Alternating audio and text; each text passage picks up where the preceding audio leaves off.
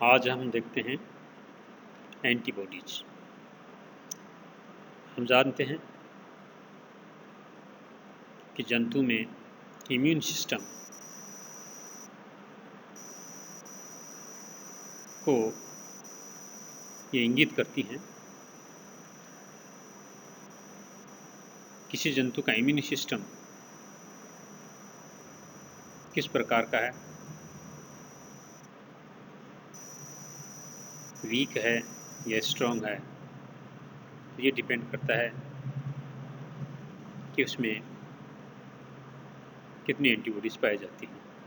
Antibodies हम जानते हैं रोगों से लड़ने की क्षमता रखती हैं या जंतु को प्रतिरक्षा प्रदान करती हैं।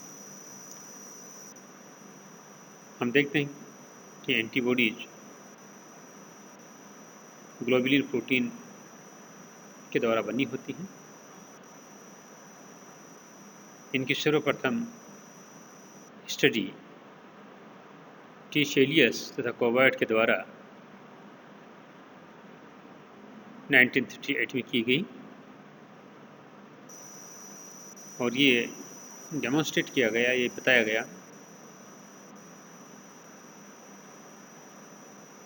कि एंटीबॉडीज रक्त में गामा ग्लोबुलिन के साथ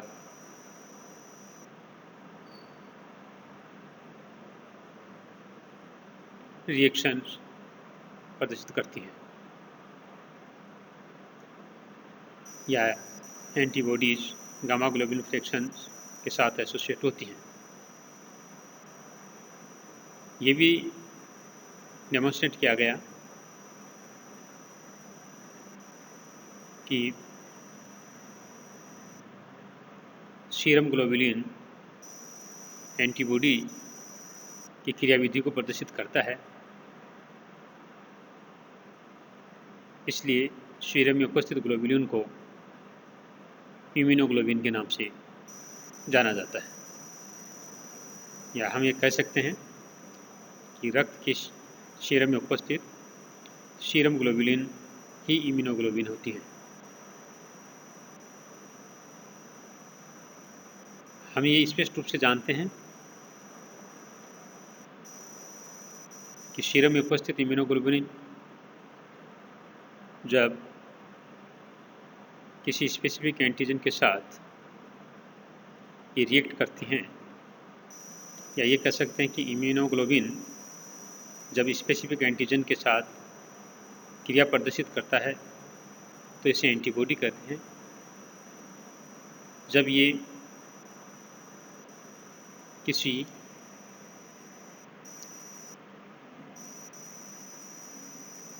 एंटीजन के against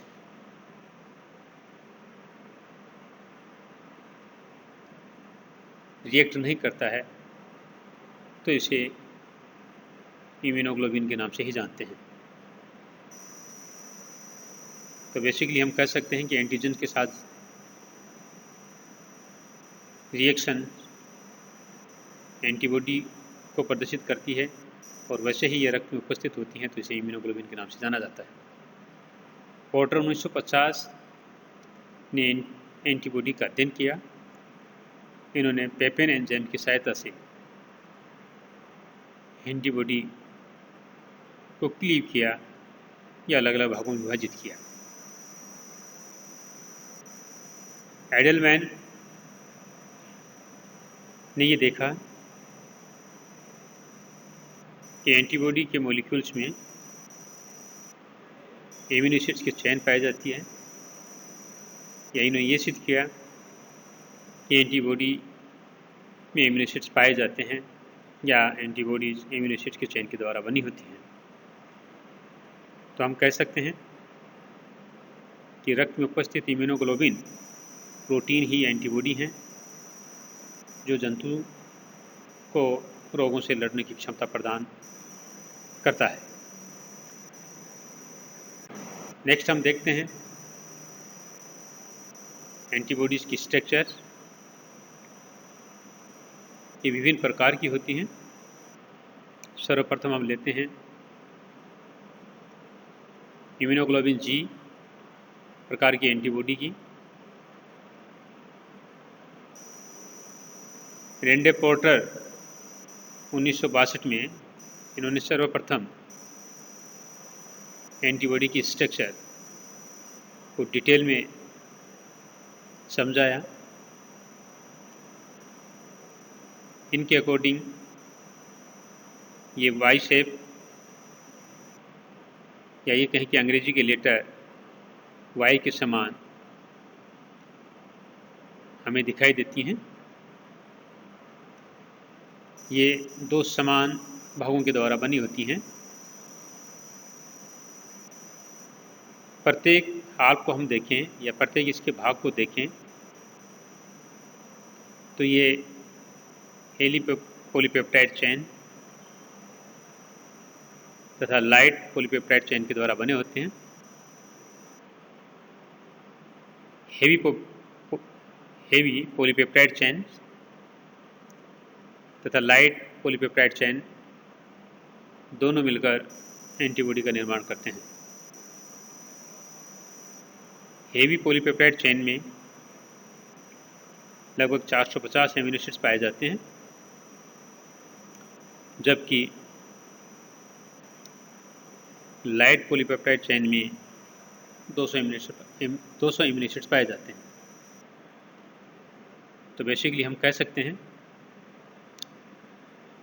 according to Porter, immunoglobulin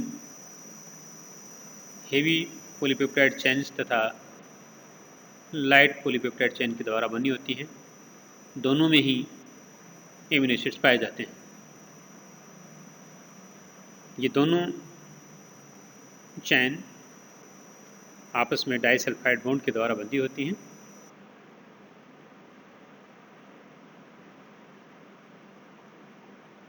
या ये कह सकते हैं कि दोनों चेन को दोनों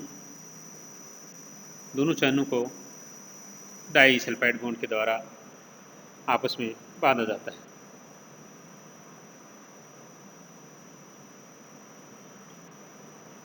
नेक्स्ट हम देखते हैं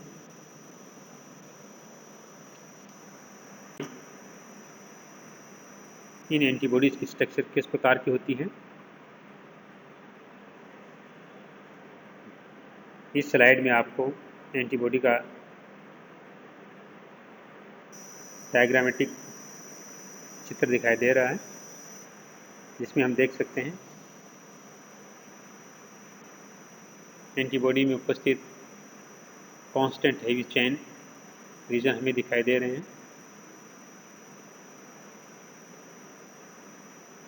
साथ साथ में हमें कांस्टेंट लाइट चेन रीजन, जिनको Cl के द्वारा रिप्रेजेंट किया गया है। इसी प्रकार से हम वेरिएबल हेवी चेन रीजन देख सकते हैं, जिन्हें हम VH के द्वारा रिप्रेजेंट करते हैं। Variable light chain regions,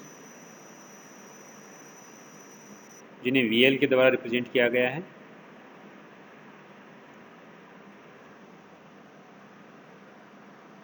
fraction क्रिस्टलाइजेबल, जिसे FC के द्वारा रिप्रेजेंट किया गया है। फैब या FAB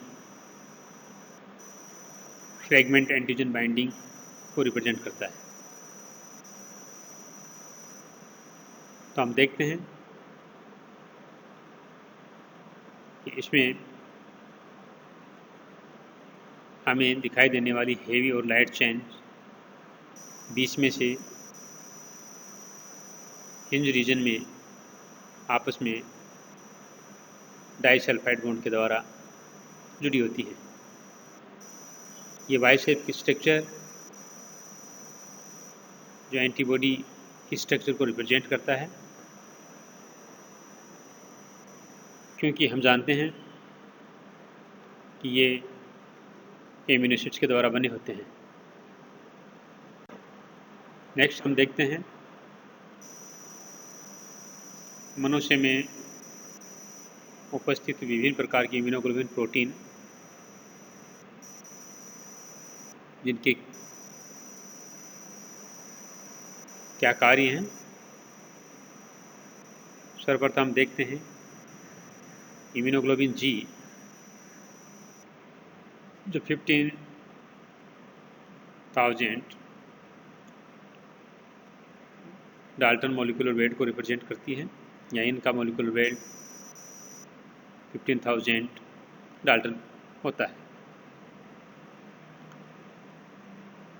percentage relative quantity of antibody, यानी कितनी मात्रा में ये शरीर में पाई जाती हैं या रक्त में पाई जाती हैं, तो लगभग 80 से 85% तक ये रक्त में उपस्थित होती हैं, जिनका सेडिमेंटेशन कोफिशिएंट 7S है।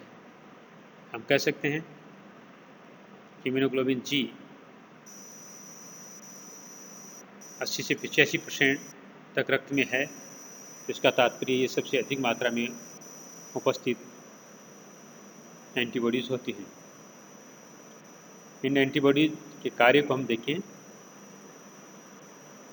तो इनका बेसिक कार्य प्रतिरोधक क्षमता प्रदान करना है या इंटरनल डिफेंस मैकेनिज्म को प्रदर्शित करना है।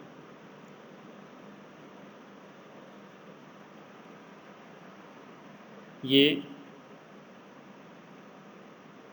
एंटीजन को तथा टॉक्सिक पदार्थों को या किसी वायरस को अलग अलग टुकड़ों में तोड़ कर या लाइसिस विधि के द्वारा इनएक्टिवेटेड कर देती है या उसको निष्क्रिय कर देती है। या हम कह सकते हैं कि इम्यूनोग्लोबुलिन जी के द्वारा एंटीजन्स को लाइसिस विधि के द्वारा डीएक्टिवेट कर दिया जाता है या उसके प्रभाव को शून्य कर दिया जाता है, जिससे वह कोई भी टॉक्सिक प्रभाव जंतु पर नहीं डाल पाता। नेक्स्ट हम देखते हैं इम्यूनोग्लोबुलिन एम, जिसका मॉलिक्यूलर वेट 9 लाख जो 5 से 10% तक पाई जाती हैं। 19S उनका सेडिमेंटेशन कोफिशिएंट है।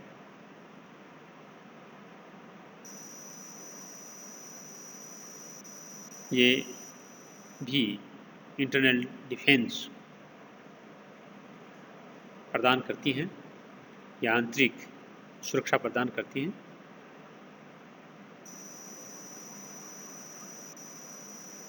ये एंटीजन को कोगुलेट करने में या उसका थक्का जमाने में ज़्यादा इफ़ेक्टिव होती हैं या ज़्यादा प्रभावी होती हैं। या हम कह सकते हैं कि एंटीजन का थक्का जमा कर ये उसको नष्ट कर देती है। इसी प्रकार से इम्यूनोग्लोबुलिन ए,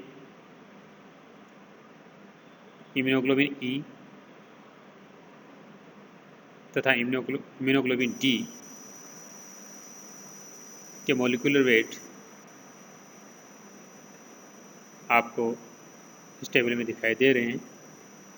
साथ साथ में इनकी प्रत्यक्षता, इनकी परसेंटेज तथा सेडिमेंटेशन कोफिशिएंट भी हम देख सकते हैं। इम्यूनोग्लोबुलिन ए का मुख्य कार्य म्यूकस मेम्ब्रेन को प्रोटेक्ट करने का है या श्लेष्मा झिल्ली को सुरक्षा प्रदान करना इसका मुख्य कार्य है। इम्यूनोग्लोबुलिन ई एलर्जी से संबंधित रोगों से संबंधित होती है या हाइपर सेंसिटिविटी से संबंधित होती है। हाइपर सेंसिटिविटी को ठीक करने के लिए या एलर्जी को ठीक करने के लिए इम्यूनोग्लोबुलिन ई जंतु के शरीर में कार्य करती हैं। इसी प्रकार से हम देखते हैं कि विटामिन इम्यूनोग्लोबिन डी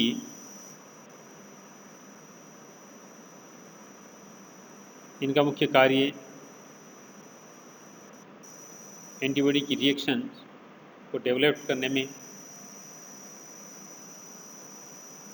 तथा उसको मैच्योर करने में है, या ये कह सकते हैं कि एंटीबॉडी की क्रियाविधि का विकास करना तथा उसको परिपक्व करने में इम्यूनोग्लोबिन डी का रोल महत्वपूर्ण होता है। ये सभी एंटीबॉडीज रक्त में अलग अलग अनुपात में उपस्थित होती हैं और ये अलग अलग कार्य को प्रतिपादित करती हैं या अलग अलग कार्य को संपन्न करती हैं, जिससे जंतु को इम्यूनिटी प्रोवाइड होती है या जंतु को रोगों से लड़ने की क्षमता प्रदान होती है। नेक्स्ट हम देखते हैं कॉम्प्लीमेंट फिक्सेशन। कॉम्प्लीमेंट फिक्सेशन का मुख्य तात्पर्य है कि कोई एंटीबॉडी तथा एंटीजन आपस में रिएक्ट कर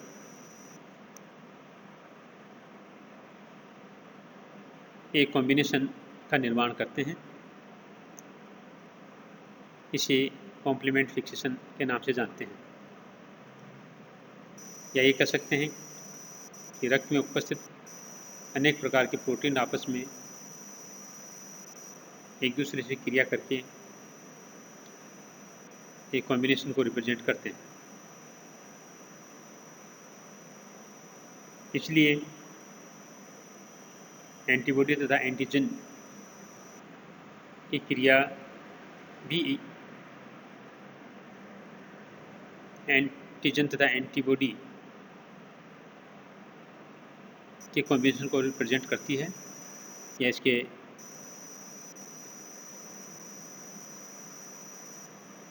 आपस में होने वाली क्रिया को रिप्रेजेंट करती हैं।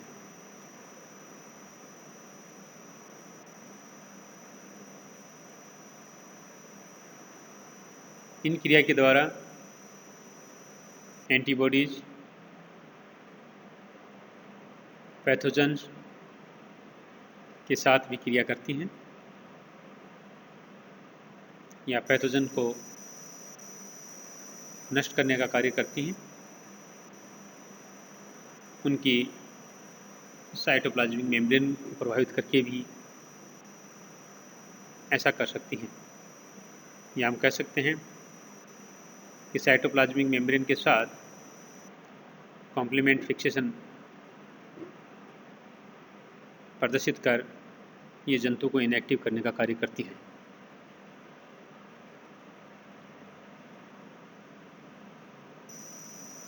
इम्यूनोग्लोबिन प्रोटीन या इम्यूनोग्लोबिन की मुख्य कार्य हम निम्नानुसार भी देख सकते हैं। इम्यूनोग्लोबिन जी मुख्य रूप से फेगोसाइट्स की क्रिया से संबंधित होती है। इसमें ये कैपेसिटी पाई जाती है कि ये प्लेसेंटल बैरियर से भी क्रॉस कर जाती है तथा कॉम्प्लीमेंट फिक्सेशन इनमें पाया जाता है, या कह सकते हैं कि ये एंटीजन एंटीबॉडी कॉम्बिनेशन को रिप्रेजेंट करती हैं या पैथोजन को भी ये कॉम्बिनेशन करके इनएक्टिव करने का कार्य करती हैं। Immunoglobin M complement fixation represent करते हैं, एंटीजन एंटीबॉडी रिएक्शन को रिप्रेजेंट करते हैं या कॉम्बिनेशन को रिप्रेजेंट करते हैं। पैथोजन को ये कॉम्बिनेशन के द्वारा इनएक्टिव करने का कार्य करती हैं। इम्यूनोग्लोबिन ए मुख्य रूप से सलाइवा, मिल्क, म्यूकस तथा बायोसिक्रेशंस में मुख्य रूप से सिक्रेटेड किए जाती हैं। ये भी रोग प्रतिरोधक क्षमता जंतु को प्रदान करती हैं। इनके माध्यम से भी जंतु अपने इम्यून सिस्टम को या इम्यून सिस्टम की क्रियाविधि को प्रदर्शित करता है, या इनमें उपस्थित एंटीबॉडीज़ के द्वारा भी जंतु अपने रोगों को या अपने आप को रोगों से बचाने का कार्य करता है। इम्यूनोग्लोबिन ई ये मुख्य रूप से मास्ट कोशिकाओं तथा ल्यूकोसाइटिक बेसोफिल सेल्स के साथ स्पेसिफिक लिंकेज को प्रदर्शित करते हैं। यही कह सकते हैं ये कोशिकाएं मास्ट कोशिकाएं तथा ल्यूकोसाइट बेसोफिल कोशिकाओं के साथ कंबाइंड होकर के प्रतिरक्षा तंत्र को मजबूती प्रदान करते हैं। तो हम कह सकते हैं कि विभिन्न प्रकार की एंटीबॉडीज के द्वारा जंतु में प्रतिरक्षा पाई जाती है, जिससे जंतु अपने आप को रोगों से बचाता है। इसकी डिटेल में हम आपको PDF में इसका मैटर अलग से और भेजेंगे, जिसे भी आप कंटिन्यू रूप से पढ़ें, देखें और समझें। Thank you.